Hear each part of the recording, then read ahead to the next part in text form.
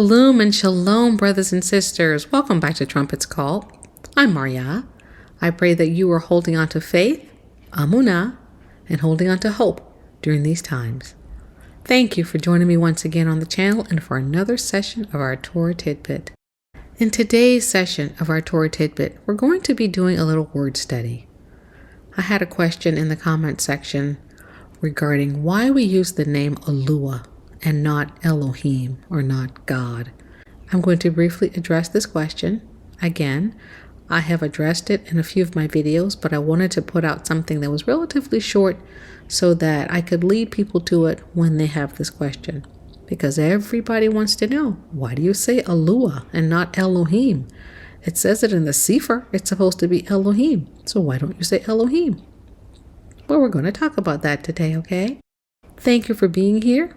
And I pray that the answer you receive is one that will minister to your soul. So, we're going to get into it for today. We're going to begin reading in Genesis or Bereshith, chapter 1, verse 1. And it reads, "In the beginning, God created the heavens and the earth." Okay, we're going to pause there.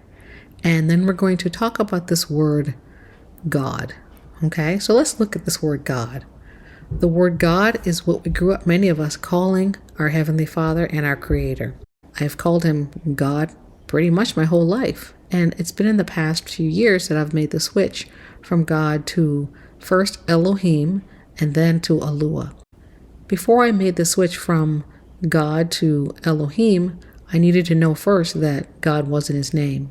So let's take a look at that really briefly, and then we're going to talk about Elohim and why Aluah instead of Elohim. So when we look at this encyclopedia of the Bible, we look at the word Gad. The word God, as it is in the scriptures, it's really Gad. It's Gad. He's a deity, and He is the good Gad. Good God, good Gad. He is the God of fortune, or the Gad of fortune, or of a troop.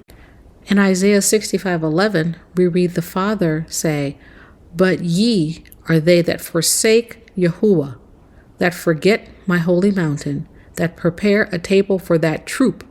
That word right there, that troop, is the word Gad, or God. "And furnish the drink offering unto that number." That word number is really translated into Meni, M-E-N-I, and it is a Babylonian deity. Okay, so the Father is telling His people that you have exchanged me, you've forsaken me, and you're now worshiping pagan deities. That troop and that number, Gad and Meni, or Meni. Okay, so back to the article. It says that Gad is that troop or fortune, God of fortune. A God of fortune or good luck, worshipped by certain Semitic peoples. He is usually mentioned with Meni, a god of destiny. Isaiah proclaimed that the worshippers of Gad and Meni would suffer judgment, Isaiah 65:11, which we just read. Some scholars find a reference to this deity in Leah's naming of her son, Gad, in Genesis 30:11. The popularity of the worship of this god among the Canaanites is manifested by the place names, Baal Gad and Migdal Gad, and the personal names, Gadi, Gadiel. Gad has frequently been equated with the Babylonian god Marduk and with Jupiter. So, when you look at Gad, God, it takes you back to paganism. It takes you back ultimately to Babylon, Babylonian pagan deity worship. So the Father's name is not Gad God, God Gad. That's not His name. And I have a whole lesson on this called Lord God. Is the Father's name Lord God? Okay, if you want more. This is just a little snippet in our Torah Tidbit. When you look up the word God in the Strong's Concordance, you see that it translates to Elohim. God, as it is used in Genesis chapter 1, verse 1, translates to Elohim. Now, the word Elohim is plural. The word as it is used in Genesis chapter 1 is singular. Okay, it's saying God and He and He and He. And He said and He said and He said. And God said and God said. It's used in a singular sense, but when you look it up in the Strong's Concordance, it's a plural word. And so we will address that further at another time. But suffice it to say, we have the word Elohim, okay? And many of you see the word Elohim when you look into your Strongs, when you look into your Sephers and Hallelujah scriptures and things of that nature. But is his name Elohim? Let's take a look at these Hebrew letters. The first letter, starting from right to left, is the Aleph, which is associated with the letter A. The next letter is the Lamed, and it's associated with the letter L. A letter after the Lamed is the He. It looks like an H, kinda, and it's associated with the letter H. The letter after that is a little comma, looks like a little comma, and it is the Yod, and it is associated with the letter Y. And then their final letter is the letter Mem, and it is associated with the letter M. So you have A, L, H, Y, M. And when you add the A for the vowel sound, you have Elohim. So this should read Elohim, not Elohim. It's very clear. It's right there on the screen. There is no letter E in the Paleo Hebrew. The letter Aleph is associated with the letter A, not E. Okay? So Elohim in the scriptures should read Elohim. Let's go into a little bit more detail.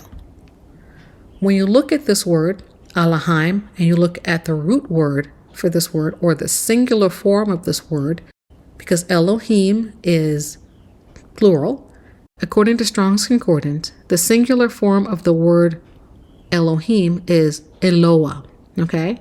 But when you look at this word, you see that it translates to God, and the Hebrew letters there are, once again, the letter Aleph for A, and then you have Lamed representing the letter L, and then you have an Uah, that letter that looks like a 7, it is the letter Uah, and it is associated with the letter U.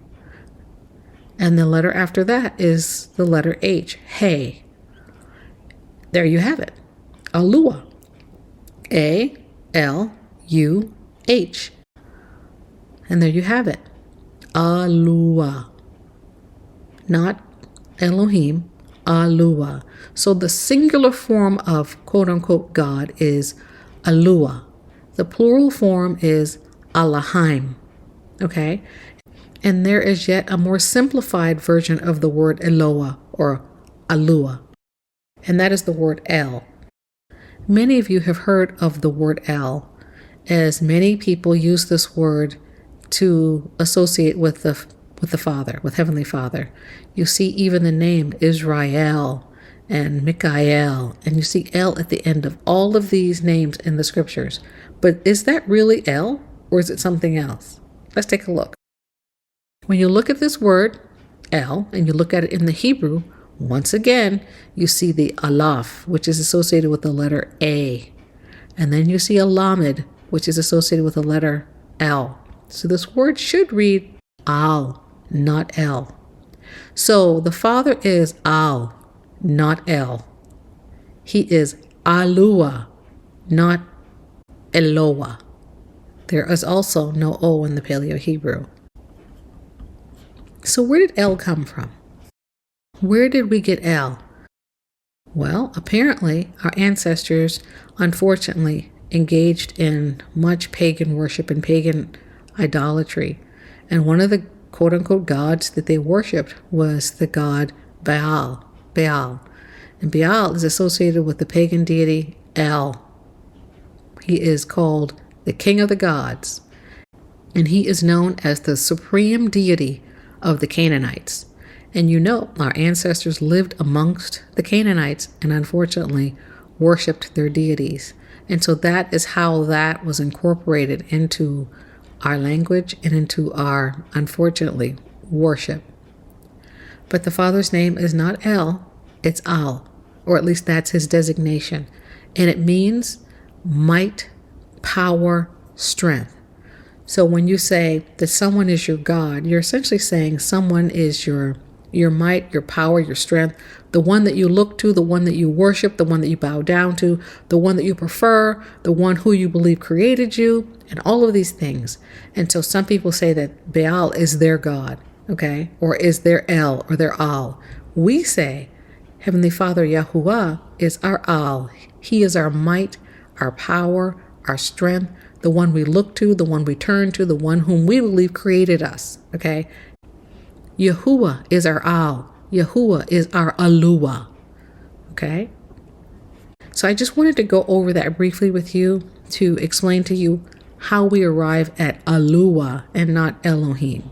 It's very simple. When you look at the Hebrew letters, they're very clear. The Aleph is an A, not an E. Now, I know in modern Hebrew, they sometimes make the Aleph an E, but that is not the case in the ancient Hebrew.